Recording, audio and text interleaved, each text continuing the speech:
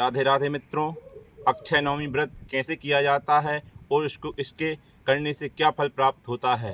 अक्षय नवमी मतलब जिसका कोई क्षय नहीं हो, कभी नष्ट नहीं हो। अक्षय नवमी और अक्षय तृतीया दो तिथि हैं, इन पर किया गया सत्कर्म दान पुण्य का कभी नष्ट नहीं होता। इसलिए अक्षय नवमी का व्रत आंवले के वृक्ष के नीचे किया जाता है।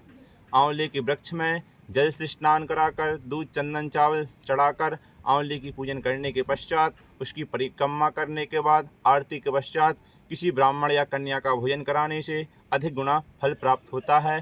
साथ ही इसी वृक्ष के नीचे पूजन के पश्चात भोजन करने से अधिक पुण्य प्राप्त होता है। शास्त्रों एवं पुराणों में एक कथा आती है। माता लक्ष्मी धरती पर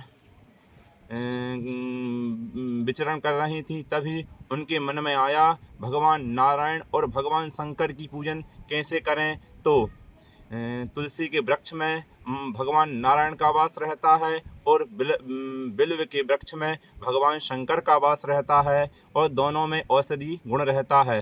तो उन्होंने सोचा कोई ऐसा वृक्ष मिले जिसमें नर एवं नारायण दोनों भगवान शंकर एवं भगवान नारायण का पूजन करने का फल प्राप्त हो। तो माता ने लक्ष्मी ने आंवले के वृक्ष का पूजन किया, क्योंकि आंवले के वृक्ष के पूजन करने मात्र से कलयुग में अधिक प्रकार का फल प्राप्त होता है। क्योंकि बिल्व के वृक्ष में भगवान शंकर का वास होता है और तुलसी के वृक्ष में भगवान नारायण का वास होता है।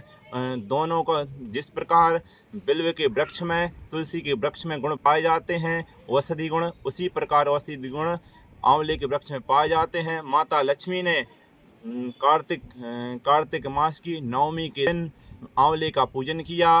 पूजन के पश्चात भगवान नारायण भगवान शंकर आंवले के वृक्ष से प्रकट हो गए और माता लक्ष्मी को वरदान दिया। उसी दिन से अक्षय तृतीया एवं आंवला नवमी के नाम से यह व्रत जाना जाता है। इस दिन आंवले वृक्ष की पूजन करने मात्र से भगवान नारायण भगवान शंकर एवं माता लक्ष्मी का पूजन करने का फल प्राप्त होता है। सर्वप्रथम पूजन के पश्चात सर्वप्रथम भगवान गणेश का पूजन करें। उसके पश्चात एक कलश में आम के पत्ता रखकर उसके ऊपर एक दीपक प्रज्वलित कर भगवान गणेश का पूजन करें। कलश का पूजन उसके पश्चात आंवले का पूजन करें। दूध से स्नान कराएं, जल से स्नान कराएं, पुनः जल से स्नान कराकर चंदन चावल से पूजन करने के पश्चात परिक्रमा करें। उस वृक्ष के नीचे किसी ब्राह्मण या कन्या का भोजन कराने से अक्षय पुण्य प्राप्त होता है और आप भी वृक्ष के नीचे भोजन करने से अधिक गुना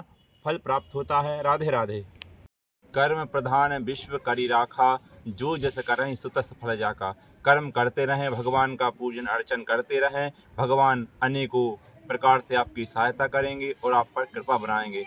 अक्षय नवमी के व्रत को लेकर भ्रमित न हो। 30 अक्टूबर को अक्षय नवमी का व्रत करें। राधे राधे। हर हर महादेव।